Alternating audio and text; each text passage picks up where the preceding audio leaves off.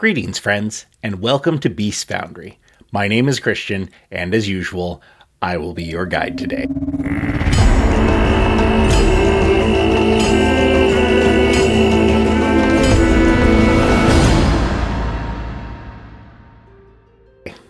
Now today, we are going to talk about the dreaded third action. And as anyone who plays Pathfinder 2nd edition will tell you, that third action can sometimes be a little problematic. You sometimes find yourself in a situation where, well, yes, you could attack if you're a melee class and you're up there and you're, what's referred to as crit fishing. You're just trying to get that 20, which it does happen. There's nothing wrong with that. People will talk about it as, oh yeah, don't do that. You're wasting your time. It happens. And often, especially for your fighter and some of your other prominent melee classes, if you have flanking, the enemy's frightened, that third hit might hit on a 19 or an 18 as well. So it's not a complete waste of time, but the odds are not great that you'll do something. So what is one to do with this third action? Now, I will say that even Paizo's kind of recognize this. I feel that in the Secrets of Magic, the Summoner and the Magus, both of those classes, you do not have actions to spare. I've never seen anyone play in those classes and be like, ooh, what am I going to do with my third action? No, you're like, if I had 4 or 5 actions, I could use all of them easily every time and still not do what I really wanted to for the round. Then follow up with Guns and Gears. I feel, again, they do really well in providing these classes stuff to do with that third action. The Gunslinger spends a lot of the time reloading, so it's kind of always something that is a necessary evil, as it were, that you have to reload your gun.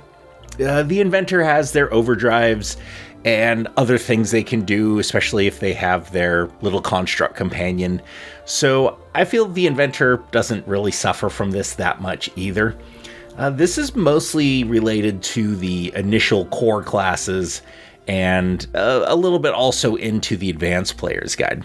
So what are we going to do with these? Now, of course, a spellcaster, it's usually 2 actions to cast a spell, so you can kind of move and cast a spell, but you don't always need to move. Some things that I have found are particularly useful is if you're a caster, use that move to get into a position where you can actually take cover. You can cast a spell and then take cover. It is a huge benefit to your armor class, and most casters already have a pretty low armor class. So getting a bonus of 2 or 4, as the case were, is significant. It can mean the difference between a crit and not a crit, or a hit and a miss when the enemy comes to attack you. So don't take it lightly. Be on the lookout, look for the terrain and be like, okay, I could stand here and cast a spell, and then next round I can cast another spell and take cover. So it's very helpful. There are also some of your other melee classes. I feel like your fighters in that, especially if you have a shield, that is very helpful for eating that second action, and every class can use a shield. There is no class that cannot benefit from a shield, so you do need the feat to use the shield block reaction, but everyone, they can raise a shield and get that bonus to their armor class. So keep that in mind. It's sometimes even a spellcaster can take a shield and raise it if you are suffering from, what do I do with this third action? There are, of course, the standard. If you have a good charisma, you intimidate and deception, but we're really kind of looking at these characters that, that's not in a lot of characters' wheelhouse. If you're, depending on your build, charisma just might not really be in the cards for you. And if you don't have a good charisma and you don't have a good strength, that pretty much takes care of almost all of those additional actions that you might be able to spend your one action on. So it can be a little tricky. Another thing you can do is look for items. You might not be able to use that item with one action because you have to pull it out. But if you're going into a fight, it's okay to grab, like, one of my favorites now from Treasure Vaults is the Soothing Elixir. This elixir gives you fast healing. And even if you go down, that fast healing can bring you back up. So it can really take the burden off of the other players because they don't want you to die. But if you go down, they have to move over to you, and then they have to spend actions to an attempt to save you. Whereas if you have that soothing elixir already drank, it lasts for a minute, even the first level one, that fast healing, don't think about it as, this is going to keep my character at full. What it's going to do is if you go down, it's going to bring you back up immediately the next round. So you're no longer dying. And that itself can have a huge benefit on the combat. I have seen many combats go south because the players have to, well, they don't have to, but they're good people, so they choose to break off their attack to go save someone. So some of these really little things are very, very helpful. Another thing you can do is take a look through the magic items. There are plenty of magic items that actually grant you one action abilities. Ring of the Ram is incredibly useful for, well, anyone, but I really enjoy it for spellcasters. It gives you the option of you can spend it, you can use it once per minute, so basically once a fight. You can choose to do 1, 2, or 3 actions on it. It does okay damage. It can push the target 5, 10, 15 feet, and then half that if they fail or based on if they fail or succeed their save. So it's not nothing. And actually kind of handy. It is I think 7th level item, so there's that. You're not going to get it right away, but it is certainly in the realms of early play.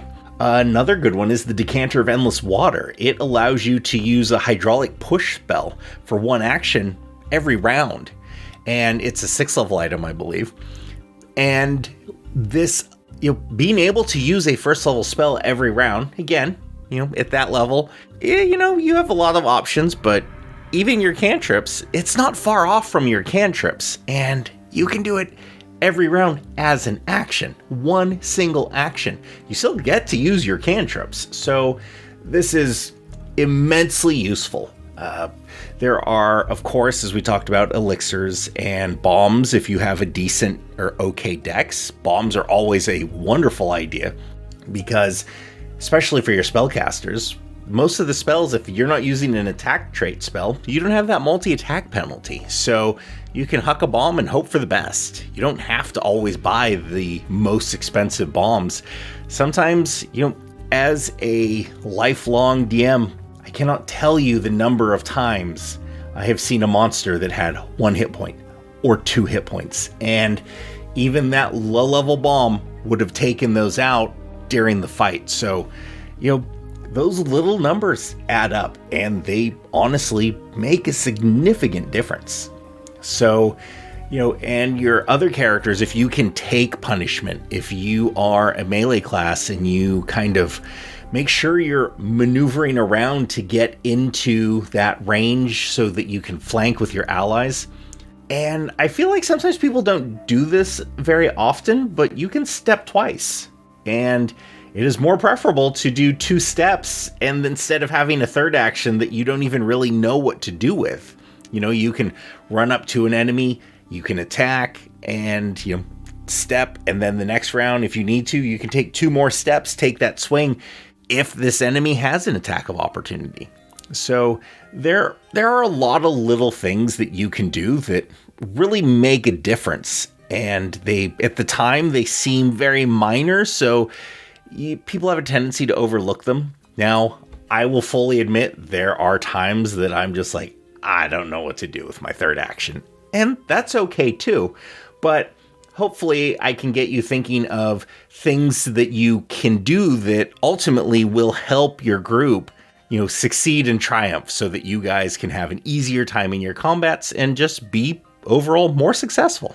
So anyways, I hope you liked today's videos, and as always, please like and subscribe. Yeah, I can't do this without your guys' support, so thank you all very much, and as always, game well, my friends.